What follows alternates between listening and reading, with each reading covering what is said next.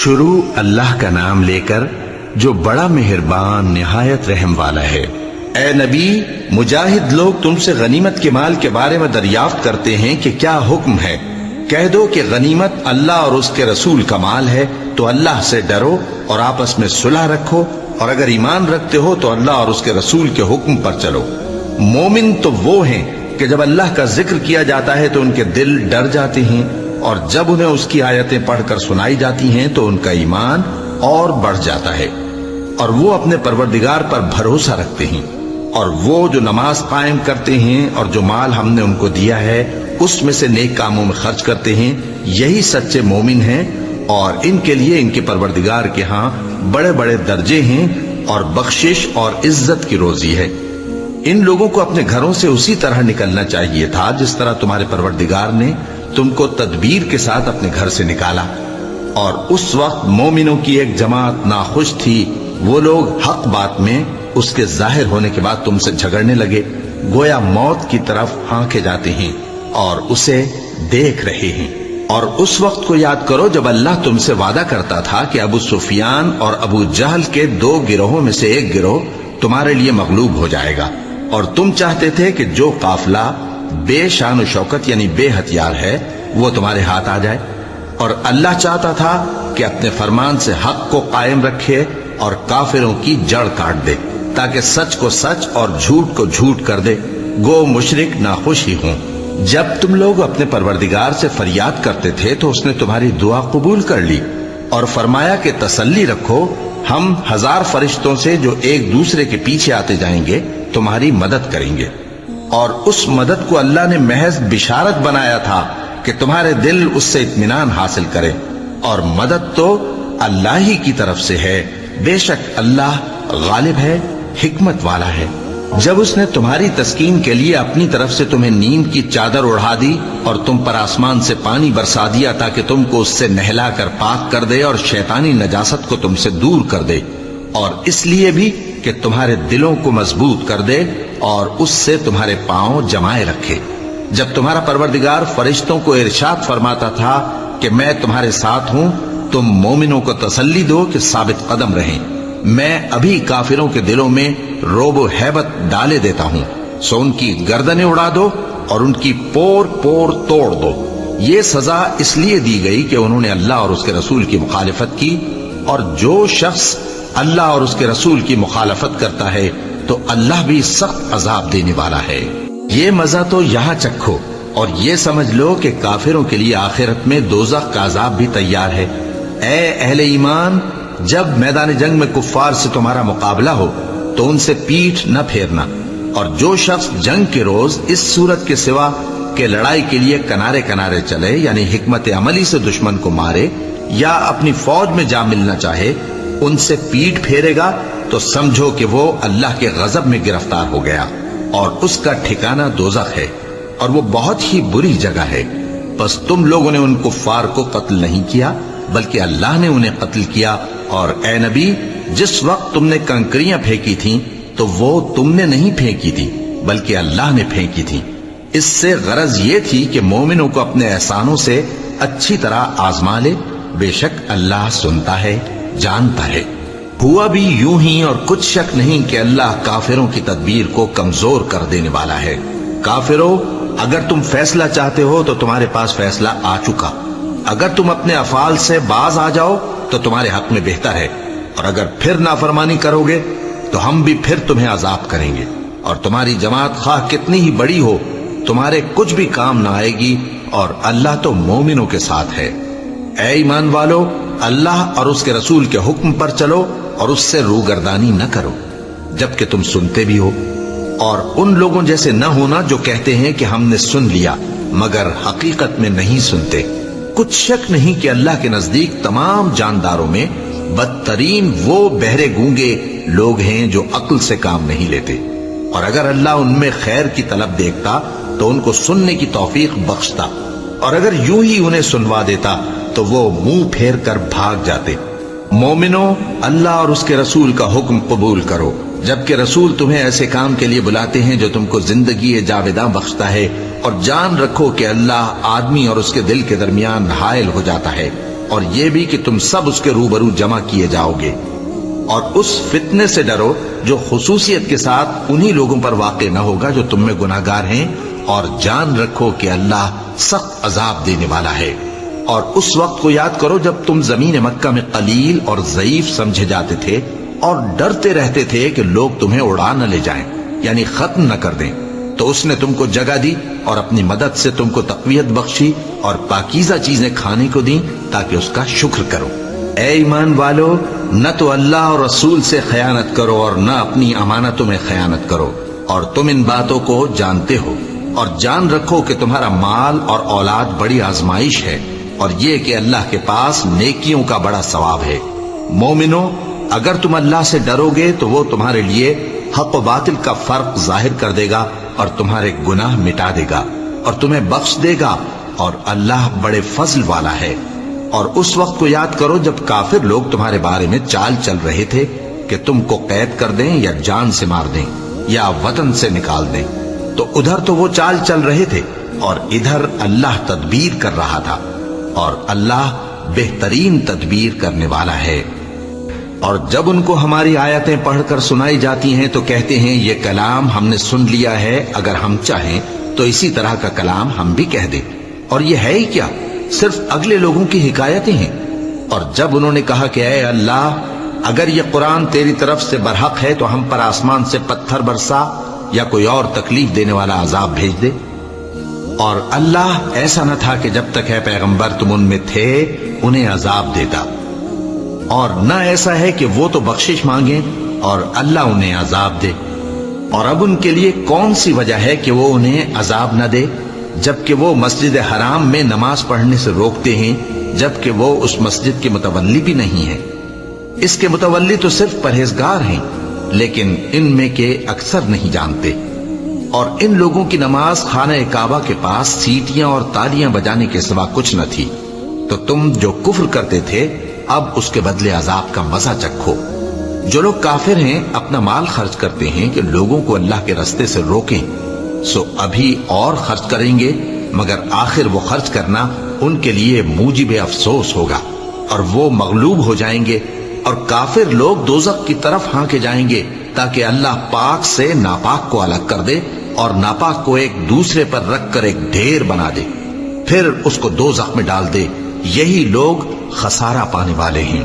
اے پیغمبر، کفار سے کہہ دو کہ اگر وہ اپنے افعال سے باز آ جائیں تو جو ہو چکا وہ انہیں معاف کر دیا جائے گا، اور اگر پھر وہی حرکات کرنے لگیں گے تو اگلے لوگوں کا جو طریقہ جاری ہو چکا ہے وہی ان کے حق میں بھی برتا جائے گا۔ اور ان لوگوں سے لڑتے رہو یہاں تک کہ فتنہ یعنی کفر کا فساد باقی نہ رہے اور دین سب اللہ ہی کا ہو جائے، اور اگر وہ باز آ جائیں تو اللہ ان کے کاموں کو دیکھ رہا ہے،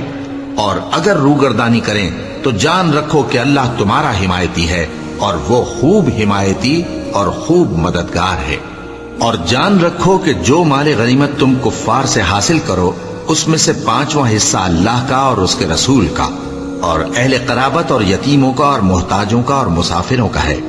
اگر تم اللہ پر اور اس نصرت پر ایمان رکھتے ہو جو حق و باطل میں فرق کرنے کے دن یعنی جنگ بدر میں جس دن دونوں فوجوں میں مٹ بھیڑ ہو گئی تھی، ہم نے اپنے محبوب بندے محمد صلی اللہ علیہ وآلہ وسلم پر نازل فرمائی، اور اللہ ہر چیز پر قادر ہے۔ جس وقت تم مدینے سے قریب کے ناکے پر تھے اور کافر دور کے ناکے پر، اور قافلہ تم سے نیچے اتر گیا تھا،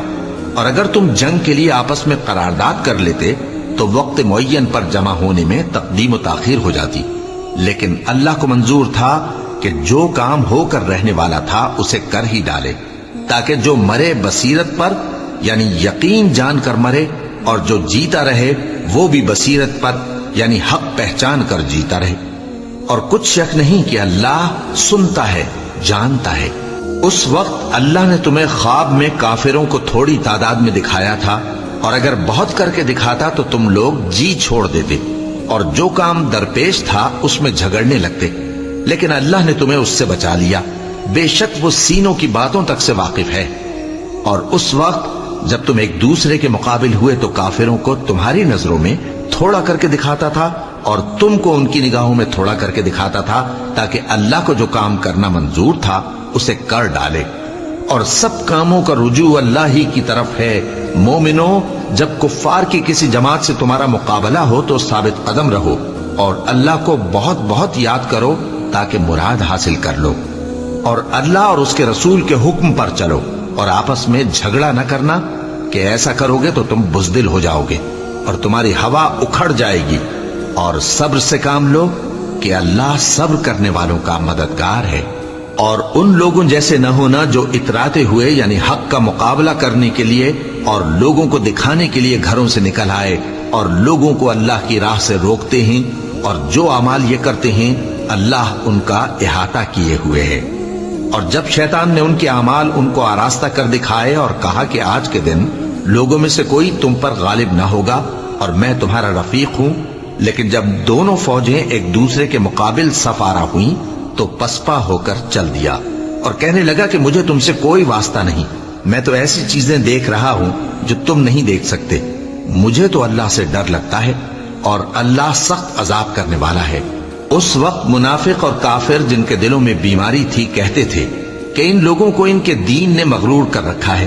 اور جو شخص اللہ پر بھروسہ رکھتا ہے تو اللہ غالب ہے، حکمت والا ہے۔ اور کاش تم اس وقت کی کیفیت دیکھو جب فرشتے کافروں کی جانیں نکالتے ہیں کہ ان کے چہروں اور پیٹھوں پر مارتے جاتے ہیں اور کہتے ہیں اب آگ کے عذاب کا مزہ چکھو، یہ ان اعمال کی سزا ہے جو تمہارے ہاتھوں نے آگے بھیجی ہیں۔ اور یہ جان رکھو کہ اللہ بندوں پر ظلم نہیں کرتا، جیسا حال فرعونیوں اور ان سے پہلے لوگوں کا ہوا تھا ویسا ہی ان کا ہوا کہ انہوں نے اللہ کی آیتوں سے کفر کیا تو اللہ نے ان کے گناہوں کی سزا میں ان کو پکڑ لیا۔ بے شک اللہ زبردست ہے، سخت عذاب دینے والا ہے۔ یہ اس لیے کہ جو نعمت اللہ کسی قوم کو دیا کرتا ہے جب تک وہ خود اپنے دلوں کی حالت نہ بدل ڈالیں اللہ اسے نہیں بدلا کرتا، اور اس لیے کہ اللہ سنتا جانتا ہے۔ جیسا حال فرعونیوں اور ان سے پہلے لوگوں کا ہوا تھا ویسا ہی ان کا ہوا۔ انہوں نے اپنے پروردگار کی آیتوں کو جھٹلایا تو ہم نے ان کو ان کے گناہوں کے سبب ہلاک کر ڈالا اور فرعونیوں کو ڈبو دیا، اور وہ سب ظالم تھے۔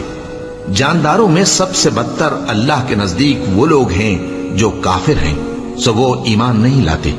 جن لوگوں سے تم نے صلح کا عہد کیا ہے پھر وہ ہر بار اپنے عہد کو توڑ ڈالتے ہیں اور اللہ سے نہیں ڈرتے، اگر تم ان کو لڑائی میں پاؤ تو انہیں ایسی سزا دو کہ جو لوگ ان کے پس پشت ہوں وہ ان کو دیکھ کر بھاگ جائیں، عجب نہیں کہ ان کو اس سے عبرت ہو۔ اور اگر تم کو کسی قوم سے دغابازی کا خوف ہو تو ان کا عہد انہی کی طرف پھینک دو کہ اس طرح تم سب برابر ہو جاؤ۔ کچھ شک نہیں کہ اللہ دغابازوں کو دوست نہیں رکھتا، اور کافر یہ خیال ہرگز نہ کریں کہ وہ آگے نکل گئے ہیں، وہ ہمیں عاجز نہیں کر سکتے۔ اور جہاں تک ہو سکے فوج کی جمعیت کے زور سے اور گھوڑوں کے تیار رکھنے سے ان کے مقابلے کے لیے مستعد رہو کہ اس سے اللہ کے دشمنوں اور تمہارے دشمنوں اور ان کے سوا اور لوگوں پر جن کو تم نہیں جانتے اور اللہ جانتا ہے ہیبت بیٹھی رہے گی، اور تم جو کچھ اللہ کی راہ میں خرچ کرو گے اس کا ثواب تم کو پورا پورا دیا جائے گا اور تمہارا ذرا نقصان نہ کیا جائے گا۔ اور اگر یہ لوگ صلح کی طرف مائل ہوں تو تم بھی اس کی طرف مائل ہو جاؤ، اور اللہ پر بھروسہ رکھو، کچھ شک نہیں کہ وہ سب کچھ سنتا ہے جانتا ہے۔ اور اگر یہ چاہیں کہ تم کو فریب دیں تو اللہ تمہیں کفایت کرے گا، وہی تو ہے جس نے تم کو اپنی مدد سے اور مسلمانوں کی جمعیت سے تقویت بخشی اور ان کے دلوں میں الفت پیدا کر دی، اور اگر تم دنیا بھر کی دولت خرچ کرتے تب بھی ان کے دلوں میں الفت پیدا نہ کر سکتے، مگر اللہ ہی نے ان میں الفت ڈال دی، بے شک وہ زبردست ہے، حکمت والا ہے۔ اے نبی، اللہ تم کو اور مومنوں کو جو تمہارے پیرو ہیں کافی ہے۔ اے نبی، مسلمانوں کو جہاد کی ترغیب دو، اگر تم میں 20 آدمی ثابت قدم رہنے والے ہوں گے تو 200 کافروں پر غالب رہیں گے، اور اگر 100 ایسے ہوں گے تو 1000 پر غالب رہیں گے، اس لیے کہ کافر ایسے لوگ ہیں کہ کچھ بھی سمجھ نہیں رکھتے۔ اب اللہ نے تم پر سے بوجھ ہلکا کر دیا اور معلوم کر لیا کہ ابھی تم میں کسی قدر کمزوری ہے، پس اگر تم میں 100 ثابت قدم رہنے والے ہوں گے تو وہ 200 پر غالب رہیں گے، اور اگر 1000 ہوں گے تو اللہ کے حکم سے 2000 پر غالب رہیں گے۔ اور اللہ ثابت قدم رہنے والوں کا مددگار ہے۔ پیغمبر کو شایع نہیں کہ اس کے قبضے میں قیدی رہیں جب تک کافروں کو قتل کر کے زمین میں کثرت سے خون نہ بہا دے۔ تم لوگ دنیا کے مال کے طالب ہو اور اللہ آخرت کی بھلائی چاہتا ہے، اور اللہ غالب ہے، حکمت والا ہے۔ اگر اللہ کا حکم پہلے نہ ہو چکا ہوتا تو جو فدیہ تم نے لیا ہے اس کے بدلے تم پر بڑا عذاب نازل ہوتا۔ اب جو مال غنیمت تمہیں ملا ہے اسے کھاؤ کہ وہ تمہارے لیے حلال طیب ہے، اور اللہ سے ڈرتے رہو، بے شک اللہ بخشنے والا ہے، مہربان ہے۔ اے پیغمبر، جو قیدی تمہارے قبضے میں یعنی گرفتار ہیں ان سے کہہ دو کہ اگر اللہ تمہارے دلوں میں نیکی معلوم کرے گا تو جو مال تم سے چھن گیا ہے اس سے بہتر تمہیں عنایت فرمائے گا اور تمہارے گناہ بھی معاف کر دے گا، اور اللہ بخشنے والا ہے، مہربان ہے۔ اور اگر یہ لوگ تم سے دغا کرنا چاہیں گے تو یہ پہلے ہی اللہ سے دغا کر چکے ہیں، تو اس نے ان کو تمہارے قبضے میں کر دیا، اور اللہ دانا ہے، حکمت والا ہے۔ جو لوگ ایمان لائے اور جنہوں نے ہجرت کی اور اللہ کی راہ میں اپنے مال اور جان سے لڑے، وہ اور جنہوں نے ہجرت کرنے والوں کو جگہ دی اور ان کی مدد کی، وہ آپس میں ایک دوسرے کے رفیق ہیں۔ اور جو لوگ ایمان تو لے آئے لیکن ہجرت نہیں کی، تو جب تک وہ ہجرت نہ کریں تم کو ان کی رفاقت سے کچھ سروکار نہیں، اور اگر وہ تم سے دین کے معاملات میں مدد طلب کریں تو تم کو مدد کرنی لازم ہے، مگر ان لوگوں کے مقابلے میں کہ تم میں اور ان میں صلح کا عہد ہو مدد نہیں کرنی چاہیے، اور اللہ تمہارے سب کاموں کو دیکھ رہا ہے۔ اور جو لوگ کافر ہیں وہ بھی ایک دوسرے کے رفیق ہیں۔ تو مومنو، اگر تم یہ کام نہ کرو گے تو ملک میں فتنہ برپا ہو جائے گا اور بڑا فساد مچے گا۔ اور جو لوگ ایمان لائے اور وطن سے ہجرت کر گئے اور اللہ کی راہ میں جہاد کرتے رہے، اور جنہوں نے ہجرت کرنے والوں کو جگہ دی اور ان کی مدد کی، یہی لوگ سچے مسلمان ہیں۔ ان کے لیے اللہ کے ہاں بخشش اور عزت کی روزی ہے۔ اور جو لوگ بعد میں ایمان لائے اور وطن سے ہجرت کر گئے اور تمہارے ساتھ ہو کر جہاد کرتے رہے، وہ بھی تمہیں میں سے ہیں۔ اور رشتہ دار اللہ کے حکم کی روح سے ایک دوسرے کے زیادہ حقدار ہیں، کچھ شک نہیں کہ اللہ ہر چیز سے واقف ہے۔